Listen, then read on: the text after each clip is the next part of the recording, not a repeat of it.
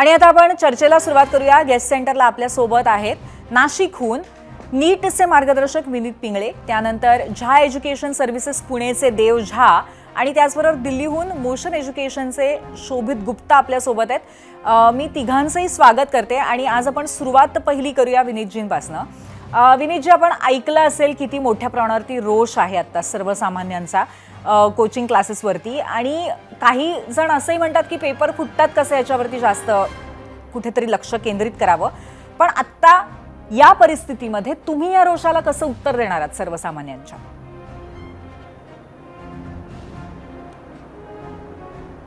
याचं एकमेव उत्तर असं आहे की कोचिंग क्लासेसची सुरुवात का बरं व्हावी, तर याला कारण आहे की सरकारी यंत्रणा ही आजच्या घडीला म्हणजे जे पण इंजिनिअरिंगच्या एंट्रन्स असतील, मेडिकलच्या एंट्रन्स असतील, फार्मसीच्या एंट्रन्स असतील, गव्हर्नमेंट कॉलेजेस आणि स्कूलच्या यंत्रणा आत्ता ते शिकवायला समर्थ नाही आहेत, तेवढी कॅपॅबिलिटी नाही आहे आणि म्हणूनच विद्यार्थी जे आहेत ते कोचिंग क्लासेसकडे वळतात।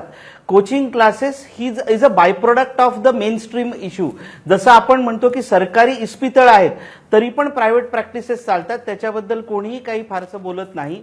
एक्झॅक्टली तसंच सरकारी कॉलेजेसमध्ये नीट जेईचं शिक्षण त्या पद्धतीने दिलं जात नाही जसं देणं आवश्यक आहे, म्हणूनच विद्यार्थी कोचिंग क्लासेसकडे जातो। त्यामुळे याच्यामध्ये कोचिंग क्लासेसची खरंच बरं ठीक आहे, या सगळ्यामध्ये कोचिंग क्लासेसची गरज का कुठल्या कारणामुळे निर्माण झाली याच्यावरती तुम्ही प्रश्न उपस्थित करताय। जे देव झा यांच्याकडे जातीय, देवजी, तुमचं या संदर्भातलं ऑब्झर्वेशन काय आहे? तुम्ही कशा पद्धतीने उत्तर देणार आहात सध्या जे काही घडतंय त्याला?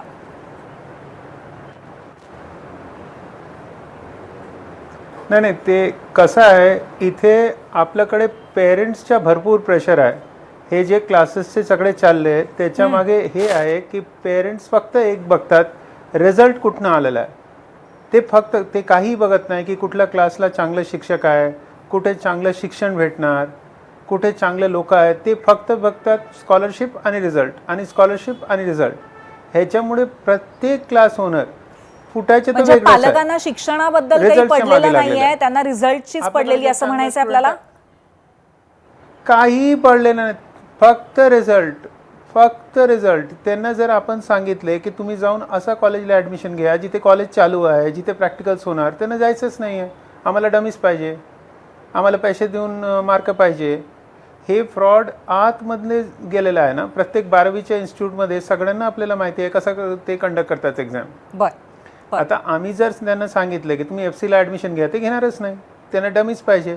डमीवरनं ते आतमधून पेपर सगळे काम गव्हर्नमेंटच्या डोळ्याखाली चालू आहे सगळीकडे। नाही, म्हणजे तुमचं असं म्हणणं आहे की जे इंटिग्रेटेड कॉलेजची सिस्टीम असते ज्याच्यामध्ये कोचिंग क्लासेसलाच मुलं जातात आणि कुठल्या तरी एका कॉलेजमध्ये ते ॲडमिशन घेतात, तर हे कोचिंग क्लासेसकडनं नाही सांगितलं जात की तुम्ही एका डमी कॉलेजला ॲडमिशन घ्या किंवा डमी म्हणून ॲडमिशन घ्या, असं तुमचं म्हणणं आहे? आम्हाला काय, आम्ही सांगत नाही, पण पेरेंट्सला असं आहे की आम्हाला भरपूर वेळ वाचवायचा आहे, आम्हाला कुठेतरी मार्क पाहिजे। ज्या क्लासेसने त्यांनी दाखवलं की आम्ही स्कॉलरशिप देणार आणि तुम्हाला आमच्याकडे एवढे रँक आहे, पालक तिकडेच जाणार, म्हणून पूर्ण प्रेशर कोचिंग क्लासवरतीच आहे, गव्हर्नमेंटच्या वरती नाही आहे। आता कोचिंग क्लासवरती जर प्रेशर आहे ते करणार काय? त्याच्यामुळे हे सगळे पण देवजी, याच्यामुळे कुठल्याही पद्धतीने पेपर फोडणं हे जस्टिफाय नाही होऊ शकत। असं मी पुन्हा तुमच्याकडे नंतर येते,